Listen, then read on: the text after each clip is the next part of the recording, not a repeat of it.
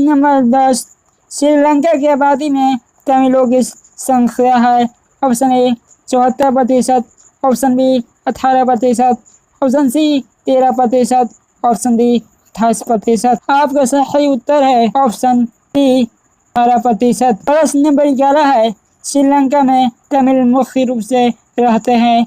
Option A उत्तर पूर्वी प्रांतों में, ऑप्शन बी पश्चिम दक्षिण प्रांतों में, ऑप्शन सी पश्चिम उत्तर प्रांतों में, ऑप्शन डी दक्षिण पूर्वी प्रांतों में। आपका सही उत्तर है ऑप्शन ए उत्तर पूर्वी प्रांतों में। प्रश्न नंबर 12, भारत में बहुसंख्यक आबादी है। ऑप्शन ए सिख समुदाय की, ऑप्शन बी मुस्लिम समुदाय की, ऑप्शन सी हिंदू समुदाय की और ऑप्शन डी ईसाई समुदाय की। आपका सही उत्तर है ऑप्शन सी हिंदू समुदाय की।